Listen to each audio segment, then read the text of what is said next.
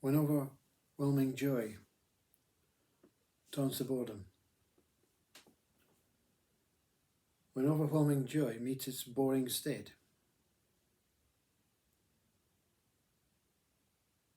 Ego cannot accept that. It appears as if the speaker is saying overwhelming joy and boredom are the same state, but appearing as in different versions. The ego says, no, overwhelming joy is here, boredom is here. They're two different states. They're completely disconnected. We cannot make any relationship, we cannot bring them together to understand them as the same. Overwhelming joy is when everything is incredibly buoyant and free and liberating. Boredom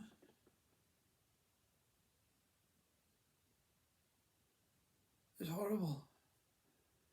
I have nothing to do, nowhere to go. I want overwhelming joy.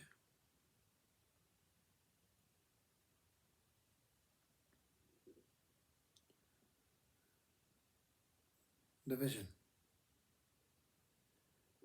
That's human suffering. Division. The idea that everything is not connected. The idea, not in a, we can even divide the ideas of it being connected.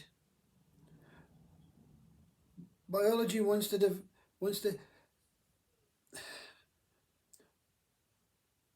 create division by saying when the umbilical cord is cut from the child and from the mum is division. They're two separate entities, but they were connected.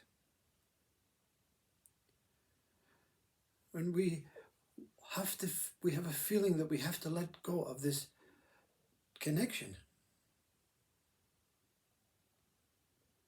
The mother and son, the mother and daughter are never disconnected. Even that spontaneous, intuitive, spiritual connection between mother and child, it doesn't need an umbilical cord to keep them stuck together. It is the most intimate. So even the umbilical cord cannot disconnect the mother from the child. So how come we cannot accept the fact that overwhelming joy as one particular example, a broken down divisionistic way of taking life in its whole and taking overwhelming joy, a component from it, and saying overwhelming joy and boredom are different states. They're both taken from the same life. But they have completely different values. So they must be completely separate. They must oppose each other. And opposition is the whole tragedy of humanity.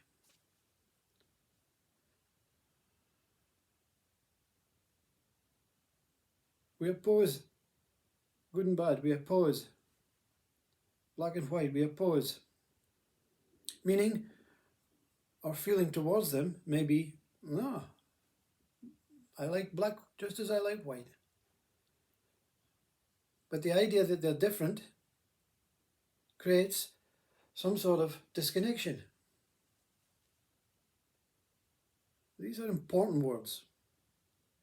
They sound as if they're primitive. We have to lose identities and names and associations and attachments and all that stuff.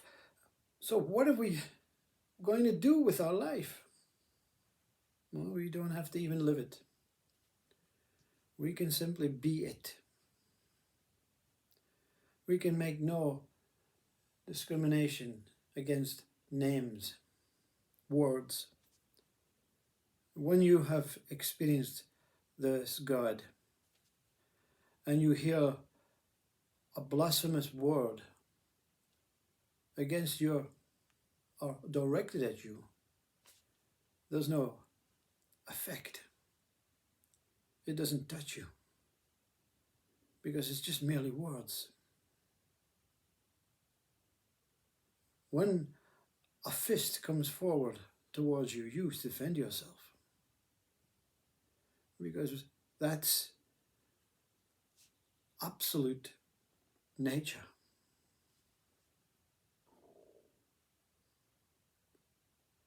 The wildebeest does not lie down to the lion and say, "Come and get me."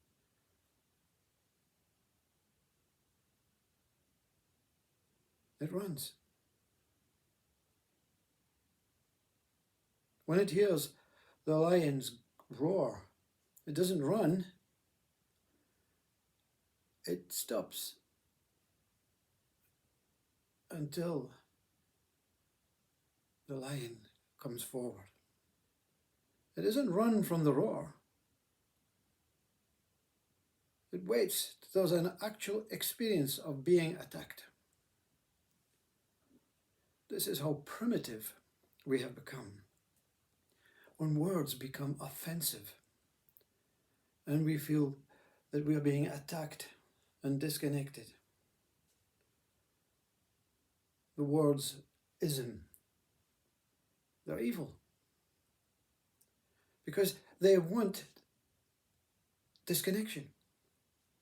They want your mind to relate to that there is differences. What does racism mean? It means that certain qualities of human beings are different from other certain qualities of human beings, and we must respect each quality of human being.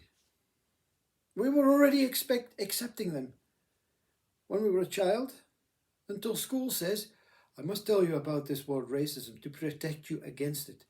Well, don't tell us about it, because we don't know anything other than love when we're that child. We don't know anything other than acceptance, trust, and faith when we're that child. And we will protect ourselves when other children come forward.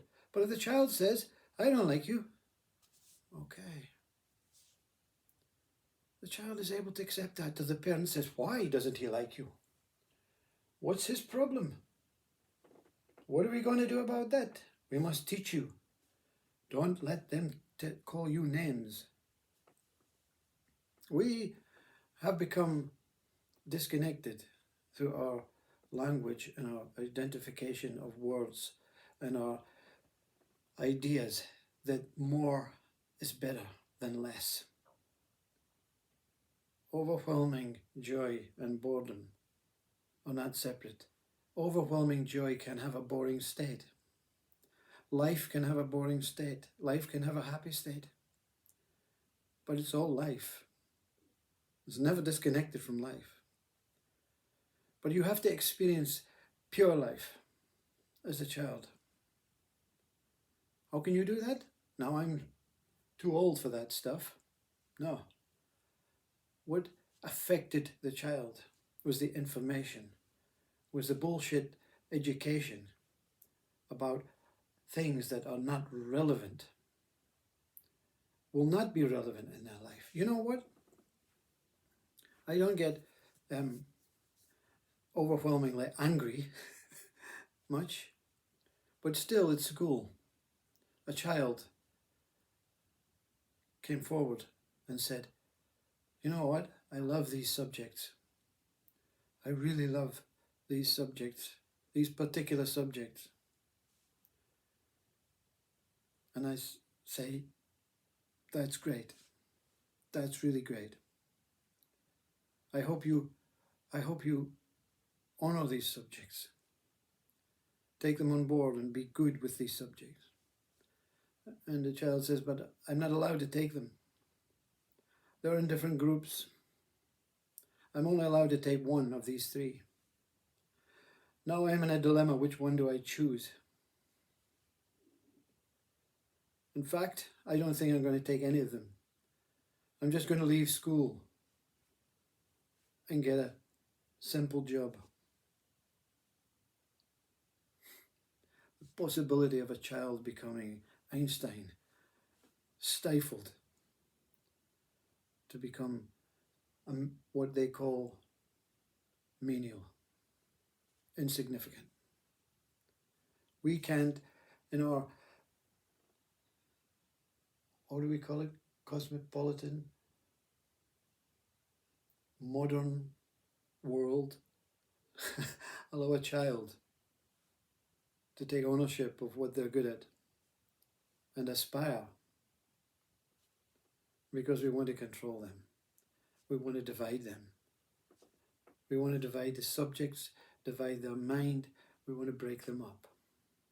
And always a positive speaker finishes with a positive note, because our aim is to get the child's mind and bucket as full as possible, as quickly as possible, so that they make the decision to empty their bucket and allow consciousness to look after them, because we seem to be unable to look after them. That's why so many children right now, their buckets are already full, and they're attending mental clinics and all that stuff, and we don't understand why. You find consciousness, and consciousness will tell you directly why. Let them be free. Let them be pure. When they're born perfect, precious, pure. You can't do that anymore. No, you cannot be an artist because you need English. And you cannot be a musician because you need maths.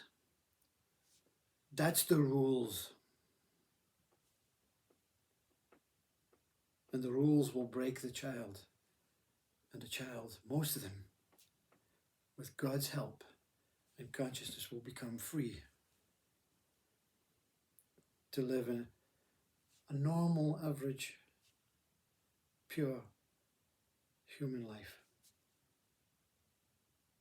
And the awareness and the presence that children have, that we are blinded to in our ego I state.